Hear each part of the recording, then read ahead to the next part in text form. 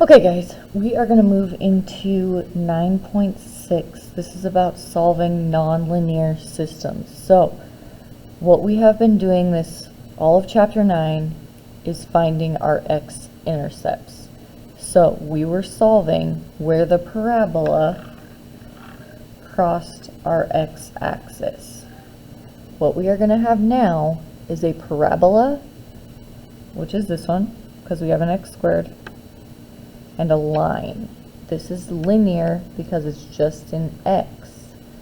Where these two cross is our solutions. Okay, so you should know at this point how to graph both a parabola and a line. Let's start with the parabola. That one's always a little bit more difficult. The parabola is in standard form. So the first thing that we need to find is our axis of symmetry, and if you guys remember, we use x equals negative b over 2a.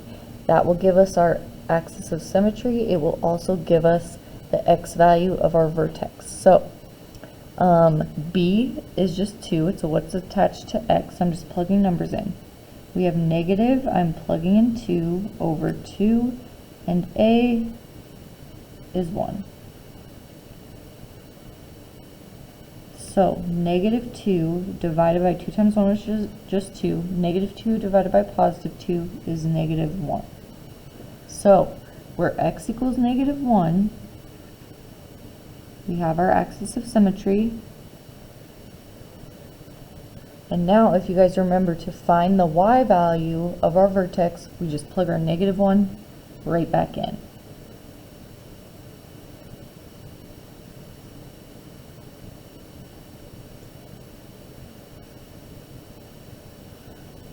And then solve. So negative 1 squared, the negative is included, is positive 1. 2 times negative 1, negative 2, minus 1.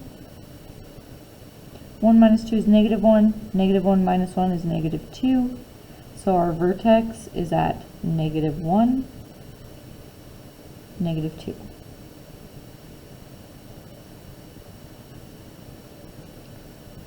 Okay, the one other thing that we know when we have something in standard form is our y-intercept. Our y-intercept is always our c value. So on our y-axis, since it's negative 1, I'm going to go down 1.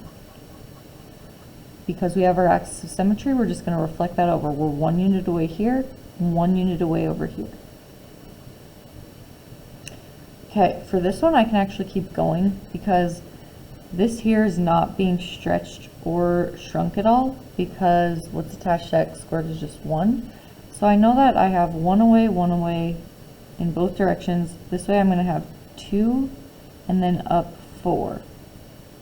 These points aren't necessarily, you don't necessarily need them, but just in case our line happens to cross one of them, I'm going to want to put them there.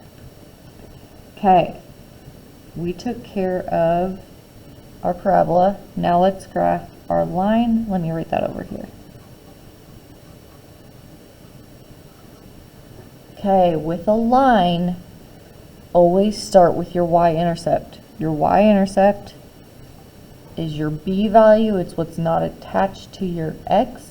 So y-intercept is negative 3. I'm going to go to my y-axis, down 3. 1, 2, 3.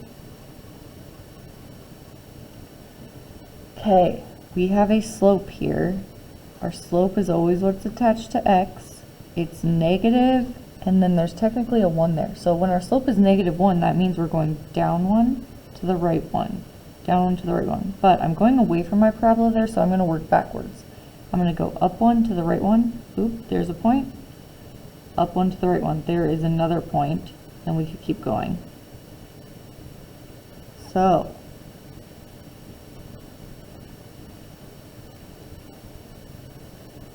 the solutions are where they cross, which is at this point here and this point here. So this point here is negative 2, negative 1. This point here is negative 1, negative 2.